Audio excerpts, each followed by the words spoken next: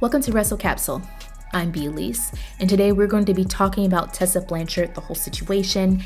And I know that there's been a few pro wrestling content creators who have been talking about Tessa Blanchard as of late, but I want to go more into detail and shed some new light on some things that I think pro wrestling fans are thinking about. And I want to talk about the aspect of forgiveness and the whole unforgiveness culture that is the IWC, because it's very prevalent in that community, and I happen to be a part of that community, but I do not subscribe to the unforgiveness pill because I don't think that's fruitful at all, and I'm going to talk more about that in this video.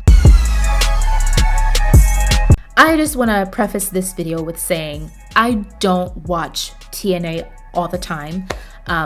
Sometimes I do, sometimes I watch it on Thursdays, but when I do, genuinely, I enjoy the shows. I feel like TNA has definitely taken their shows to the next level, and I feel like this venture, this partnership that they have with WWE is definitely helpful and to their benefit, not only because you get WWE superstars on their product, but it's also having them TNA to step it up even more. And the WWE wrestlers that they have acquired themselves, they're signed with TNA. They've done great stuff with them. And I just wanted to put that out there. Like I don't watch it all the time, but when I do, it's good. And the reason why I wanted to say that is because I did watch the match, TNA's Genesis 2025, between Tessa Blanchard and Jordynne Grace, and I have to say it was so freaking good. Oh my gosh, it was amazing. It was top tier. It was chef's kiss. And with Jordynne Grace finally signing with WWE, like I believe Genesis was her, like that Genesis match with Tessa Blanchard was her last match. If I'm incorrect, you guys let me know in the comments down below and correct me.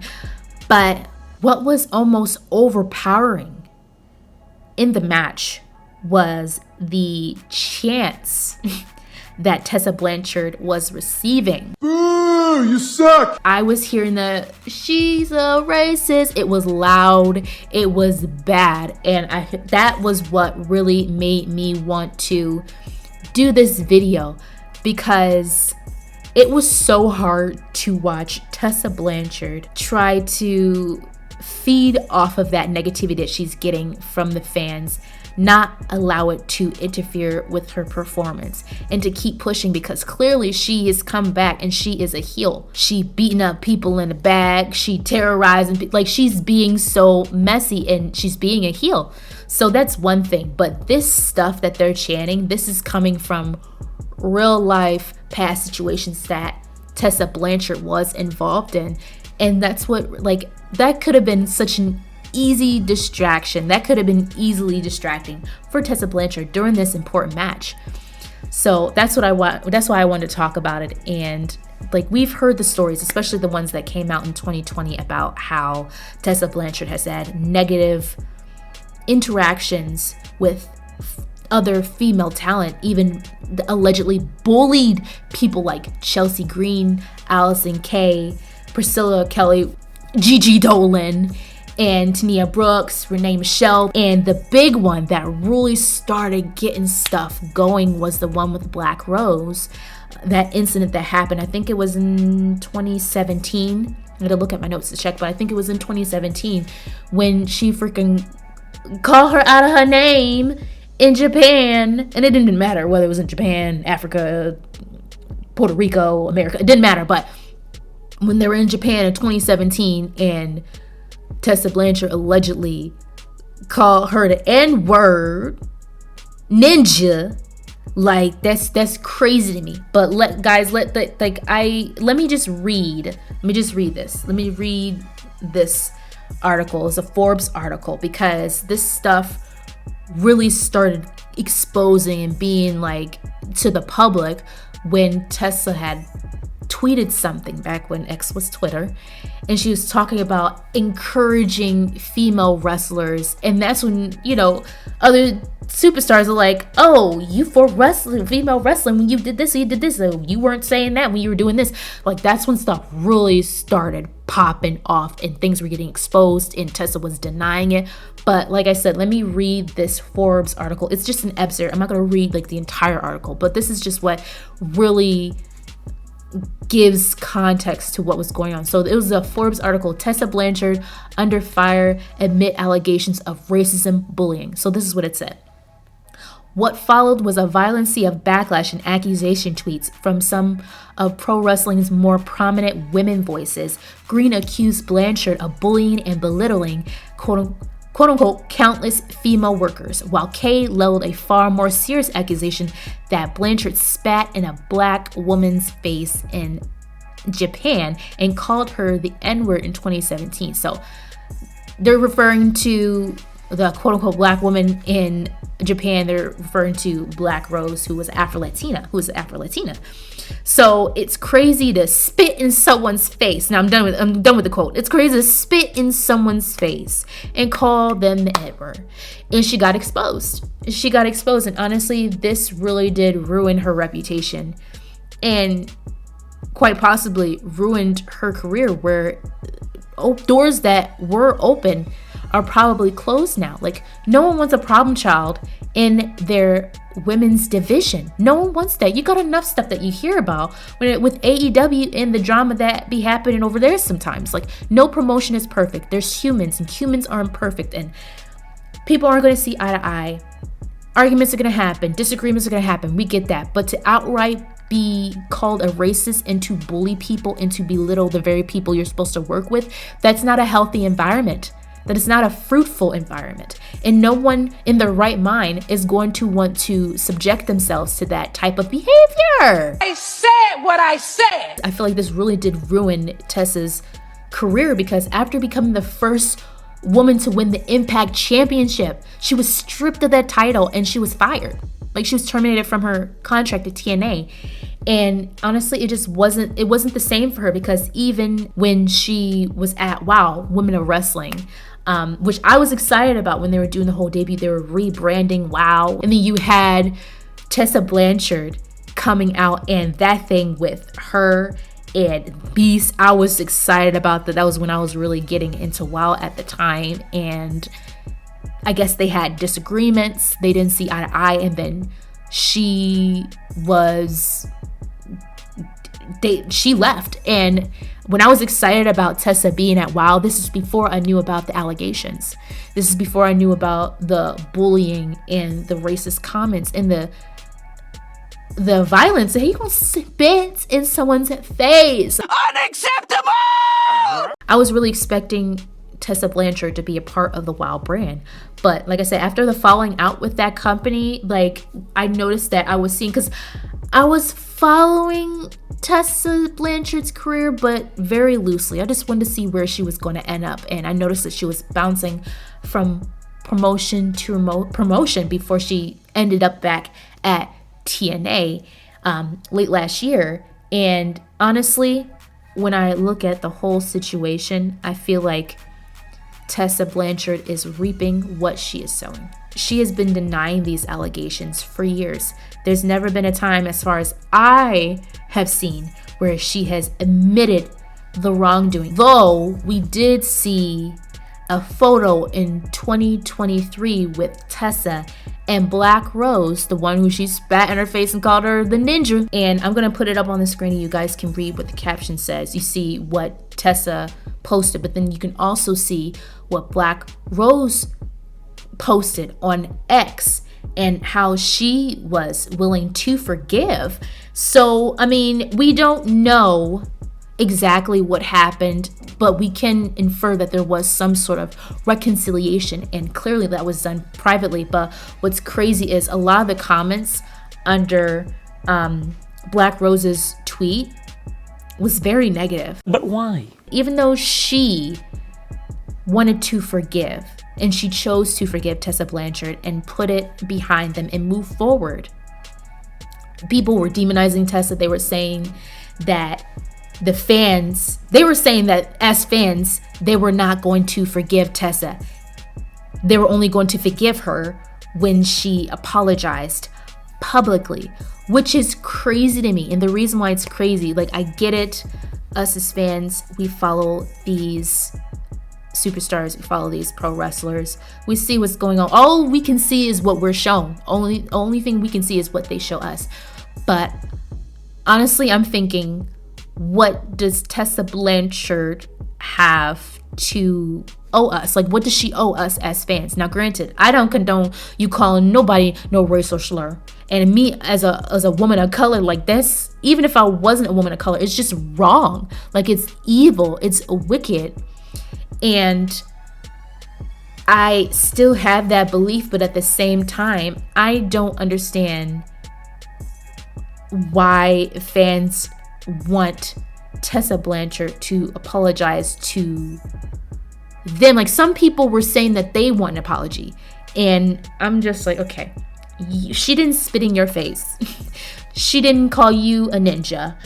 She didn't bully you or anything like that. And then there's other people who are saying you need to apologize publicly to those wrestlers that you've done wrong. And I get that to a certain extent, but if she's already in hot water and she's trying to rebuild her career, I feel like just as long as the hatchet is buried with those other female wrestlers, and I don't know whether she apologized to the other wrestlers, but we know that she tried to reconcile with Black Rose. But if they did that privately, they freaking did that privately. Who's to say that Tessa didn't apologize to her? And hugging someone, like, you don't hug someone and take a happy picture with them both smiling if you didn't make amends. Like, we don't know. Like I said, all we see is what they allow us to see. I feel like pro wrestling fans sometimes, not all yous, but some of yous, you guys are gatekeepers sometimes of everything. And you guys, even down to who you forgive and who you don't forgive. Like, you're very particular with your forgiveness. The transgression was not on us. It was on wrestlers who we care about. I get that you are invested in it. You care about those wrestlers and you want justice for them, but that's not our call to make. And it was on the wrestlers who were bullied. Like, she bullied them, allegedly. I say allegedly only because I'm trying to cover my butt, like she probably did do. All of this makes me think about Hulk Hogan. I feel like it was so stupid for WWE to bring Hulk Hogan back to the WWE TV screen. Yeah. Why would you do that? Why would you bring him on the Netflix Raw? Why would you do such a thing? Why? Knowing that the last time he was on WWE television, what happened? They booed his butt. Boo, you suck. Caught red-handed talking about some racist stuff, saying the ninja word left and right about people of color after his daughter's Freaky Deaky tape came out. I remember watching, I think it was Busted Open Radio, and Mark Henry was talking about how he wanted to reach out to Hulk Hogan and to help him, because when you come out like that and you're prominent and people know you and you're talking like that and you get exposed like that, wrestling fans are not going to like you no more. And on top of that, not to mention, he's done some shady things in the past that weren't racially related, but it was about, bullying or try to pull rank or try to hold people back in their careers. Like, he's done some stuff, but Mark Henry was out here trying to help Hulk Hogan save face, and he recommended him going to HBCU, historically black colleges, universities, to talk to the people of color and to help him. He was even willing to go with him, but Hulk was like, nah. People still have not forgiven Hogan. That's why when he came out on the debut of the Netflix Raw, people booed his booty cheeks. Like, when he was talking, he was trying to ignore the boos, and it's whole hard to ignore the boos because the boos was so dang loud. And I'm just like, y'all, like, it was so freaking bad. And Hulk Hogan just does not seem like a nice person. And they honestly, WWE needs to let that man be. They need to stop putting that man on the WWE television, because you're just gonna get boos. It's embarrassing. And I get it. Us as fans, we boo, we cheer, we're fans. That's how we express how we feel about certain storylines, certain matches, certain superstars. That's just what we do. And while I personally do not like Hulk Hogan either, but if I was in the arena and he came out, I would have booed him too. Now, the F you Hogan chants were wild. I don't condone that. Y'all was booing this man, that's one thing. But to say F you Hogan, and not only that, to write hateful comments and hateful things back on social media, it's giving twins. It's giving twins. I can't tell the difference of who's a douchebag, because Hogan did that a while ago, did that a long time ago. But then y'all are coming back with that hate too. Y'all giving twins. I can't tell who's a douchebag and who's not. Y'all are looking the same. Might be different offenses, but it is still offenses.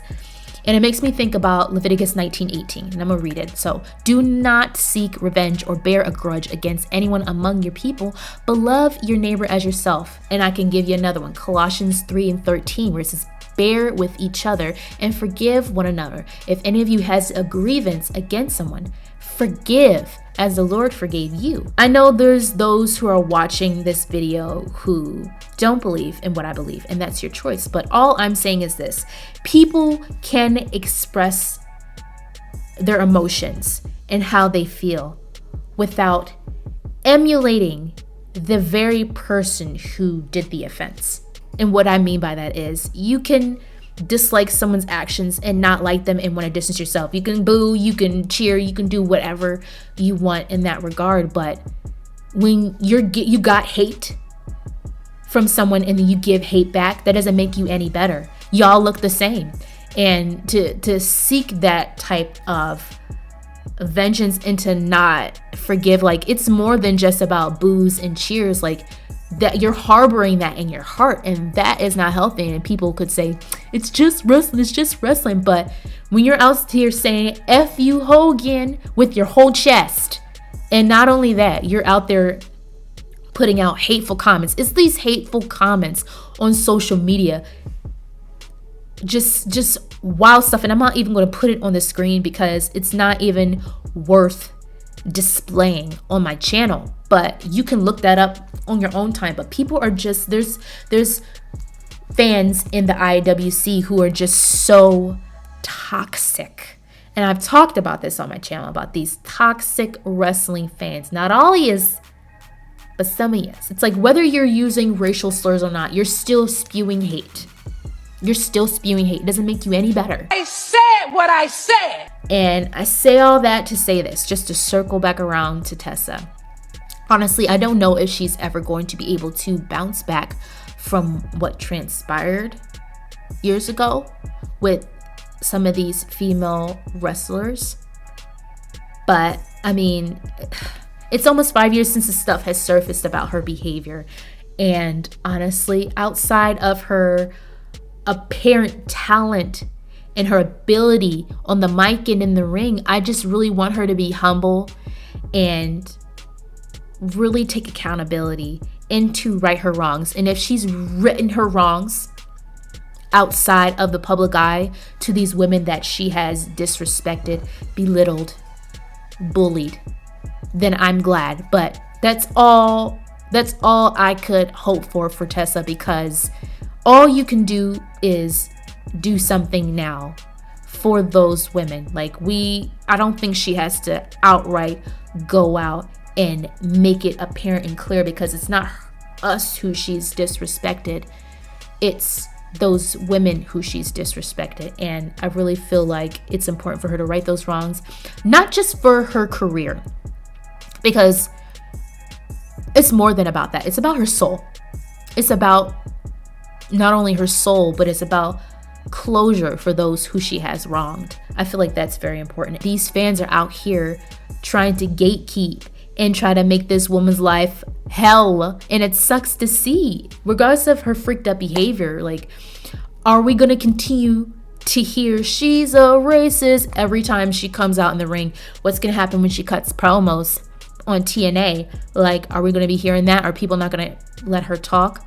Like, are they going to try to ruin matches? Like, I don't know how far this is going to go, but I just wonder if she's going to be able to redeem herself in TNA. So here's an idea.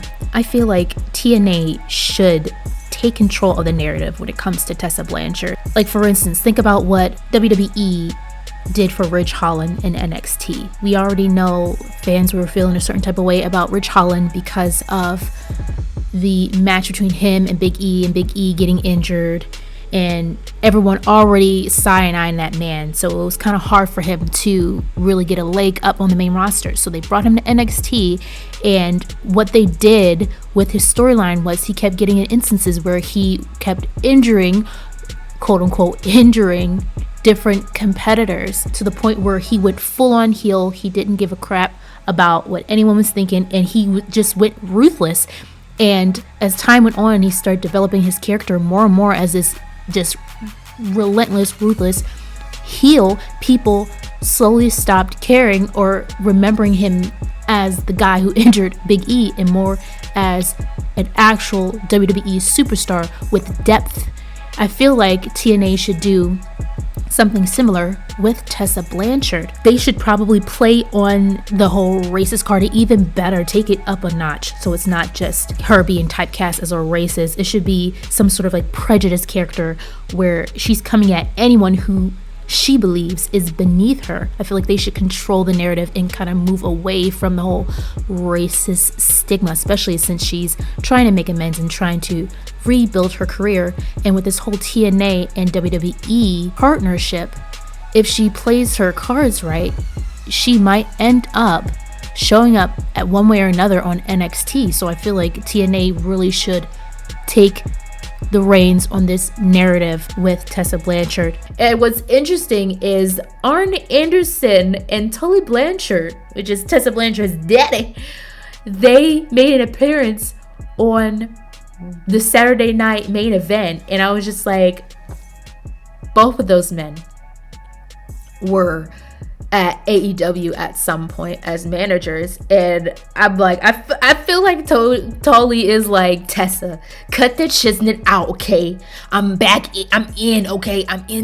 Man, they got me on, get it together, girl. The question is, are the fans going to allow her to bounce back, especially in TNA? Are they going to allow her that opportunity to prove that she's not that person anymore before TNA realizes that we're not doing this anymore? So that's how I want to end it on that. Guys, let me know in the comments down below what you think about this Tessa Blanchard situation. Don't forget to like, comment, and subscribe for more episodes. Thank you so much for watching. Bye, guys.